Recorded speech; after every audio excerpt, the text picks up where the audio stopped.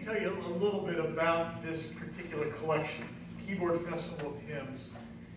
This is volume 2, so it obviously implies and means that there's a volume 1.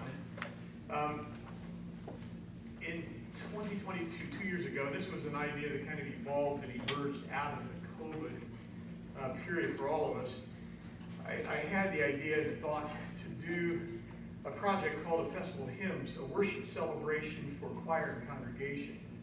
So the 10 hymn arrangements, and you would recognize these hymns. Come Christians, join to sing, praise the Lord, the Almighty, great is thy faithfulness, all hail the power.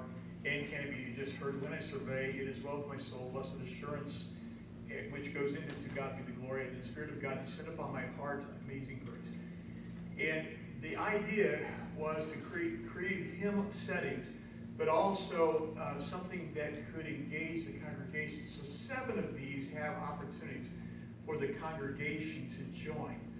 And then what emerged from this particular project were the 2 4-hand books. So these 4-hand books, these arrangements will stand alone, as you just heard, and can it be. And if you were at the choral session this morning, you heard, we played this morning, you heard one other. All Hail the Power? Yeah, All Hail the Power, the dynamic hymn tune. And so it has those settings that are in here that can stand alone, but they accompany these arrangements. So these arrangements can be done with this book with a 2-handed pianist, or they can be done with a 4-handed pianist, or two-handed pianist to accompany these if you want to do that. So if some of that appeals to you, and we're going to demonstrate that because I'm going to have you join us in singing a verse and a chorus of Great is Thy Faithfulness. You're not going to have words, but I think everybody can probably get through one verse and one chorus of Great is Thy Faithfulness. So just watch me. When Karen and I are at a designated spot, I'll give you a little cue and say, this is your spot to sing. And then you'll come in. And in the meantime, I'm going to give this book to a person who was an organist at Meadow Park Church in, let's say, the late 80s in Columbus, Ohio, early 90s. I have one of my former accompanists here today. And so anyhow, that's a real gift. And so, Cindy, I want you to have that. So anyhow, we're going to do a little bit of Great is Thy Faithfulness. And just be heads up because you're going to get your opportunity to sing. You'll see how this works both as a standalone for 4 hands, but also as a potential congregational participation event as well.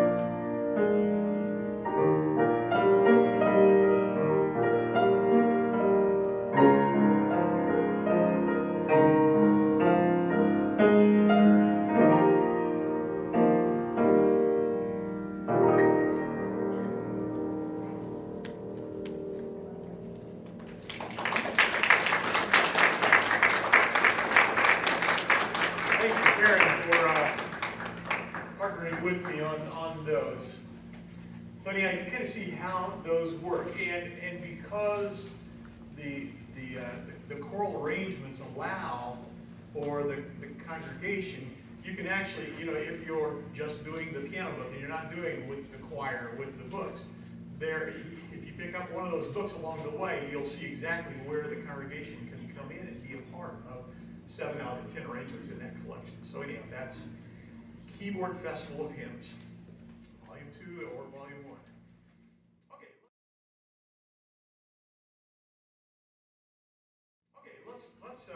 We're moving on here.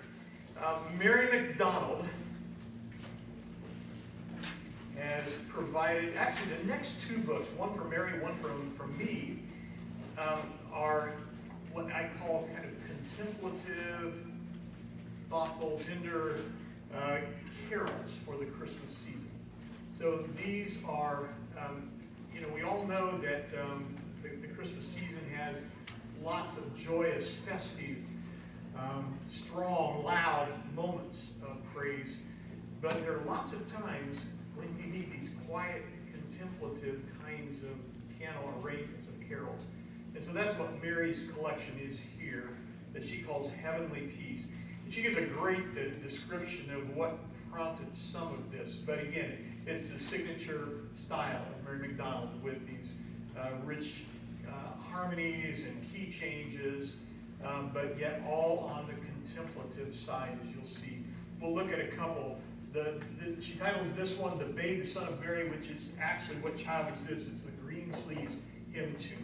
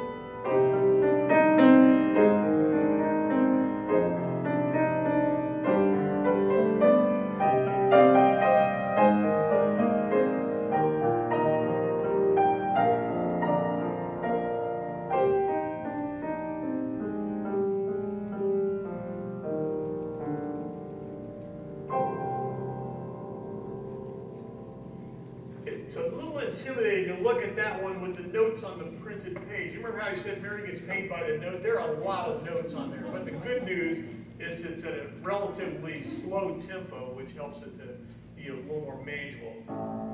Coventry Carol, one of my favorite melodies of the Christmas season.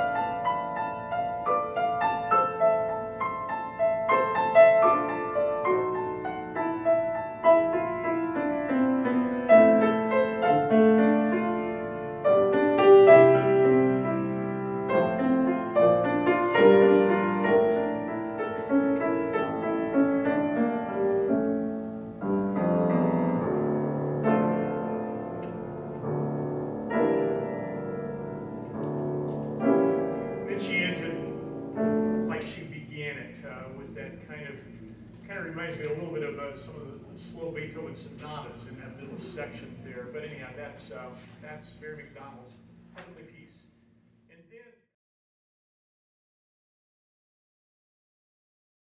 And then a similar kind of theme, if you're looking for something on the quiet side, this is a peaceful Noel. A few years ago, I did a collection called A Quiet Christmas. And it seemed to hit a sweet spot in the market where people were looking for that kind of thing, and so we came back with a similar idea. How many of you remember the Eric Satie Janopodes? Somebody know those? With thanks to him for an idea, you'll hear a little bit of that on this Away in a Manger.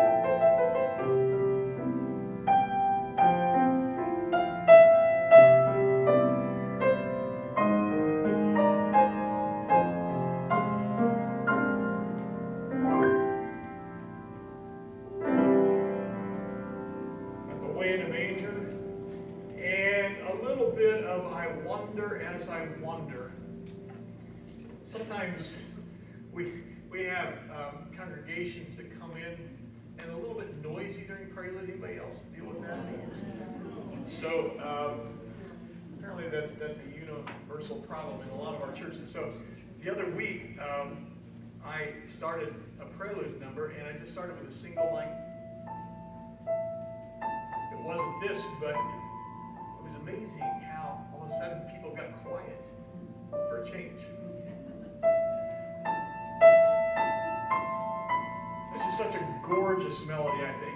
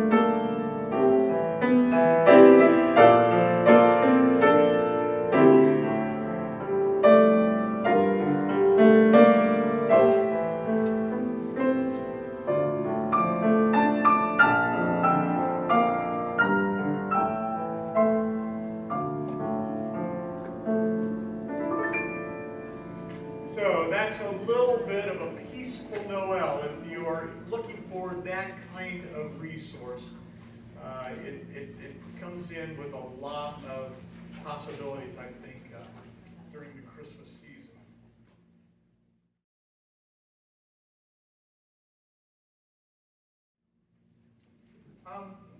Practical pairings. These are medleys. David McDonald is a longtime friend. He was a staff engraver for the Noel Publishing Company in Kansas City. Been for a lot of years, has been in Oklahoma City as a part of a large ministry and church there, doing things as a part of the music staff there, and also a freelance engraver. And he's a fine pianist and arranger as well. These medleys, let me see what you have on your sheet. Does it list all the medleys with the songs that are included? Yes. Okay, all right, then you have a fairly comprehensive listing of what's included here. So he does 2, sometimes 3 familiar hymns that are on a theme, and pairs them together in these medleys, which are fresh. They're a lot of rhythmical kinds of things. The second one we'll look at, you'll see some jazz leanings that are part of some of his writing as well. Lloyd? Yeah. I just wanted to point out in our program there it listed as by Mary McDonald. So some of the people have changed that. David could get a kick out of that. Mary would too. No, it's actually David McDonald. Okay, so. I don't think they're even related. I don't even know if they know each other, actually. I should introduce them, but no, this is David. Does he have big hair, too? No, David actually has hair like you. Yeah. So anyhow, but yeah, this is David McDonald. So we're going to do a little bit of Mighty God medley, which has, I sing the mighty power, and goes into a little bit of a very kind of what I call syncopated interpretation of a mighty fortress.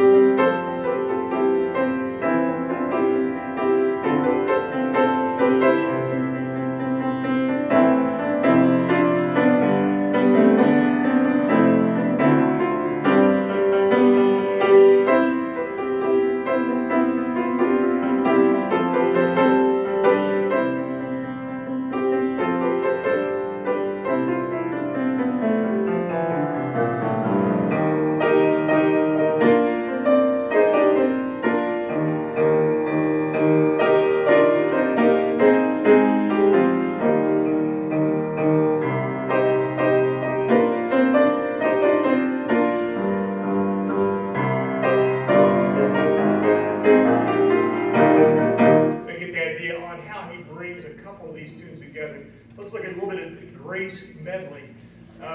David shows a little bit of his jazz chops here in his interpretation. There's some really nice, rich chords here.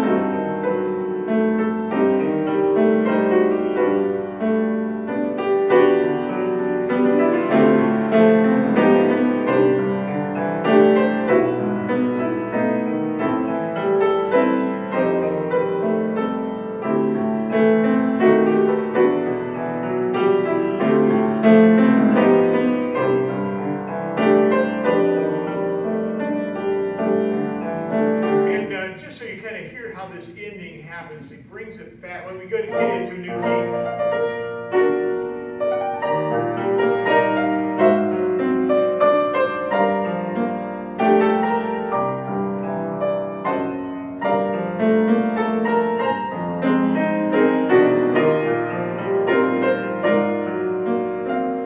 Listen to this.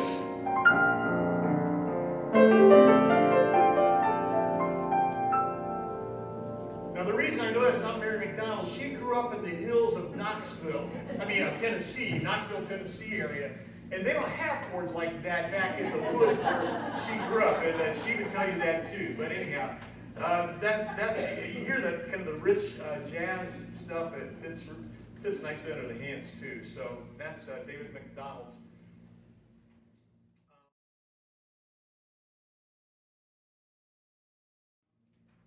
This is a collection by Sandra, Eithun. Are any of you handbell ringers? Some of you are. You probably run into Sandra as handbell ringers. That's how I know her. I know her more as a handbell writer than I do as a piano keyboard writer. But she has done this keyboard collection. It's published by Choristers Guild. And these are readily learned. They're readily accessible. Various hymns throughout the whole church year. And I think these, again, would be something that could be picked up on short notice or be a good resource for perhaps students. We're going to look at a couple here. To God Be the Glory. And the second one up, we'll hold off on giving you the title of the second one.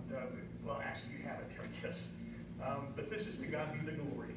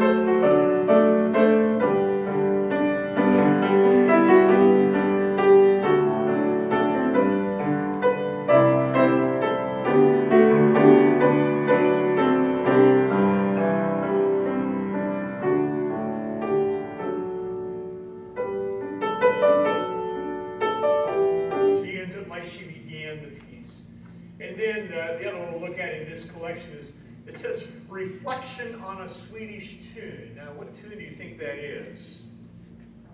Old Story Boot. Yes, how great thou art. That's how we know it.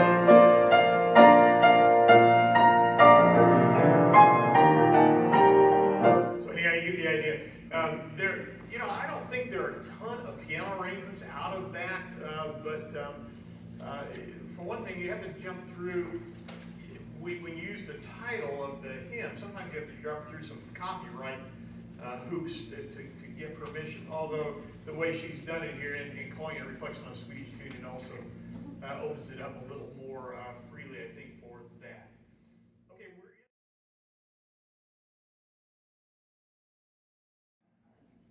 Okay, this is a Mark Hayes called Peaceful Piano. And these are all original Mark Hayes tunes. It's really an interesting idea and concept. I mean, most of the time when we do piano kinds of things in our churches, we are leaning on familiar hymn melodies or melodies that are at least familiar to our congregation, whether they be from the praise and worship genre or whatever. But these are all original, and like the title says, peaceful piano, they're all quiet, they're all contemplative. They're intended to be peaceful interludes or underscores or transitional material in the worship service. There are 25 of them, and they're creative titles. Peaceful Piano number 1, Peaceful Piano number 2, Peaceful Piano number 3. And it goes on through Peaceful Piano 25. And you've got them in all kinds of different keys. In fact, one of them they selected is in the key of C sharp minor, which is just loaded with double sharps, so we'll see how that one goes. But these are a practical, useful kind of thing. I think you'll like these. I think Mark, in his usual superb craftsmanship, that's reflected here. So I'm looking at Peaceful Piano number 2, which, this is in the key of G, I guess, or, actually in the key of B minor, I think.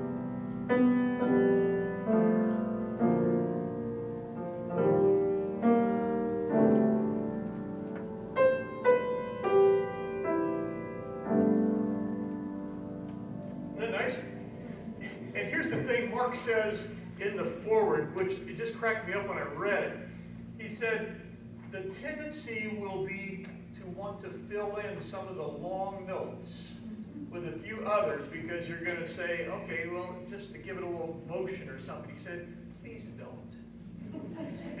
He said they're intended to be there, they're there for a reason, to help us to kind of pause and to underscore the whole peaceful theme and aspect of this book. This is Peaceful Piano number 18. It sounds like Beethoven's Moonlight Sonata at the beginning a little bit in my mind. Probably just because it's in C sharp minor.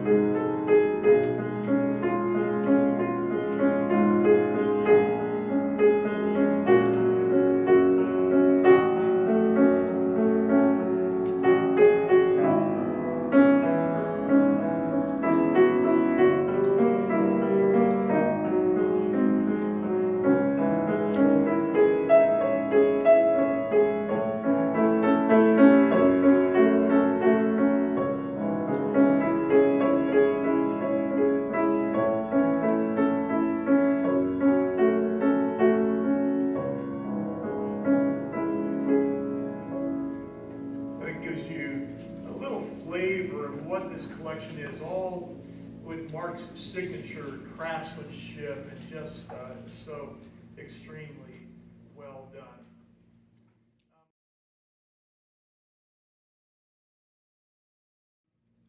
I'm going to share with you a little bit of a story and then conclude with one last piece that we'll do to kind of wrap up our session today.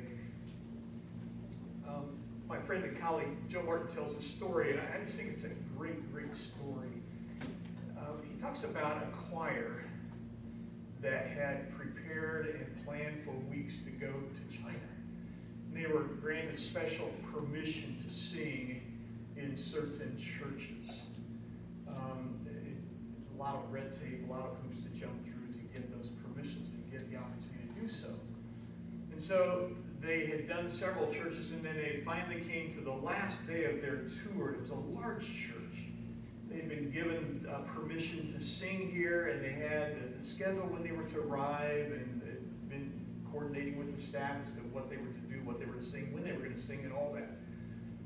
Well, they arrived, the bus arrived at the church scene.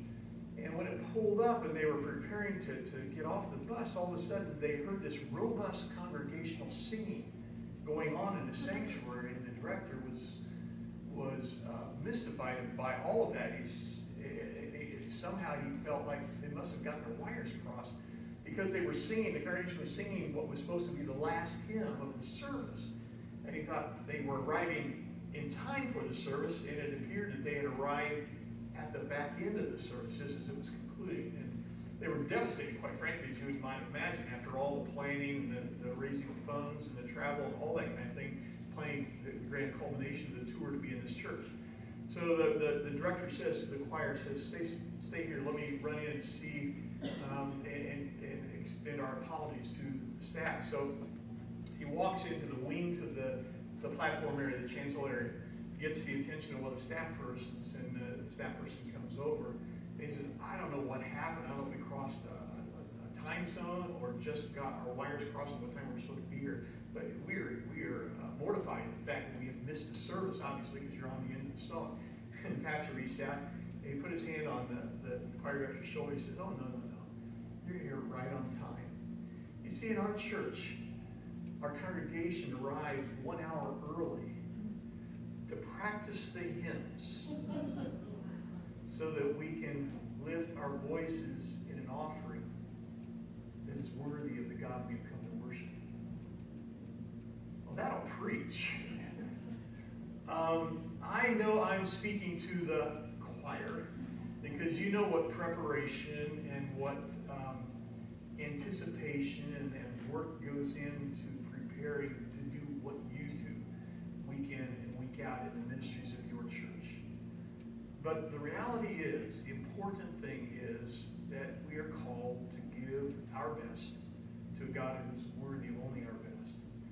2 Samuel chapter 24, one of my favorite Bible stories. King David and his whole entourage are dealing with some malady, some difficult, challenging situation like they oftentimes did. And they have come to a place, and they come on the property of a man named Araunah. Araunah goes out, he realizes that King David has shown up, and he probably responds like we would if a political dignitary showed up at our house. He says, I'm humbled, I'm honored, I can't believe you're here. He says, what can I do?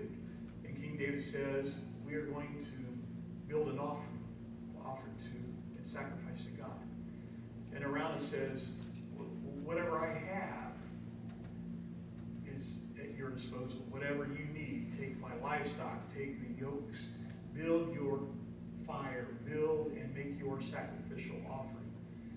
I give it to you. Here, take it.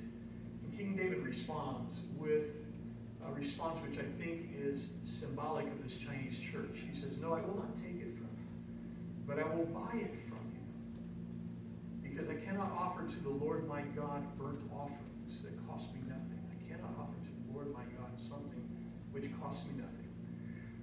I know, like you do, life gets full, life gets busy, and it's tough sometimes to find that extra time to practice the But I pray that you will always do what you can to offer your very best to a God who's worthy of only our best. I commend you for what you do. I know from my own experience, you don't do what you do because you get paid big bucks to do it. Some of you are looking around saying, you mean somebody actually gets paid to do this? No, you do it out of your devotion to our God, to your service to your local ministries, and I commend you for it. I thank you for that. I thank you for the time that you've been willing and able to commit to be a part of this day. And I pray and hope that you will find something that is useful and helpful as you leave. I'm going to conclude with one more piece from the comprehensive collection. This is a setting of Come Thou Fount of Every Blessing.